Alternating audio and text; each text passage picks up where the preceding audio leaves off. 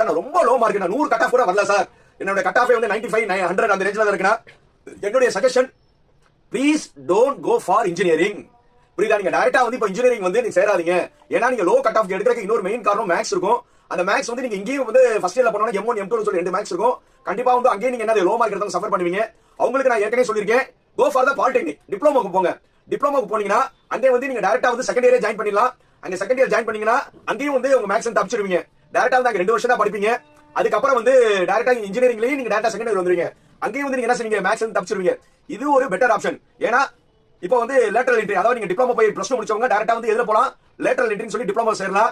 இப்படி ஒரு short cut எடுங்க. லோ மார்க் எடுத்துட்டீங்க, ஏன்னா இந்த லோ மார்க் வந்து நீங்க +2ல எடுத்தீங்கன்னா இதோட எஃபெக்ட் வந்து நீங்க எண்ட் ஆஃப் தி பிளேஸ்மெண்ட் வர அடிக்கும்.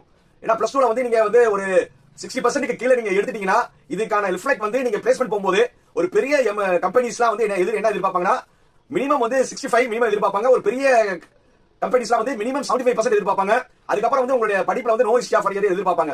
சோ அதனால எலிஜிபிலிட்டி கிரைட்டீரியாவே வந்து 65-75% கேட்பாங்க. சோ அந்த மாதிரி நேரத்துல வந்து லோ கட் ஆஃப் எடுத்தவங்க ஈஸியா நீங்க போறதுக்கு நல்ல ரூட் என்னன்னா கோ ஃபார் பாலிடெக்னிக். அதாவது டிப்ளமோ சொல்லுவாங்கல்ல, டிப்ளமோல நிறைய பிரான்ச்சஸ் இருக்கு. Electrical, mechanical, ECE, EEE, computer science எல்லாமே இருக்கு. அதுல டிப்ளமோல வந்து நீங்க 2 வருஷம் தான் படிக்க போறீங்க. அங்க போயிட்டு நல்லா இங்க ஸ்கோர் பண்ணலாம். ஒரு 90-95% நீங்க எடுத்துட்டு அப்படியே வந்து நீங்க டைரக்டா வந்து BE-ல வந்து லேட்டர் என்ட்ரி வரலாம்.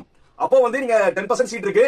டிப்ளமோல நீங்க என்ன குரூப் எடுத்தாலும் BE-ல வந்த பிறகு நீங்க மாறிக்கலாம். அந்த ஒரு ஆப்ஷன் இருக்கு. இங்க வந்து நீங்க மெக்கானிக்கல் எடுத்தா அங்க கம்ப்யூட்டர் சயின்ஸ் கூட எடுத்துக்கலாம். இங்க எலக்ட்ரிக்கல் எடுத்து அங்க சிவில் கூட எடுத்துக்கலாம். சோ நீங்க அதை பத்தி ஒண்ணுமே ஒரி இல்ல. 10% சீட் இருக்கு. அதுல வந்து உங்களுக்கு காம்படிஷன் கொஞ்சம் கம்மியா இருக்கும். ஏன்னா டிப்ளமோ முடிச்சவங்க முக்காவாசி பேர் என்ன செஞ்சுவாங்க, வேலைக்கு போயிருவாங்க. சோ இன்னொரு காலேஜ்ல சேர்றது ரொம்ப ஈஸியான ஒரு வழி. இதையே நீங்க ஆப்ஷன் ட்ரை பண்ணி பாருங்க. சார் நான் லோ மார்க் எடுத்தேன்னு சொல்லி வருத்தப்படாதீங்க.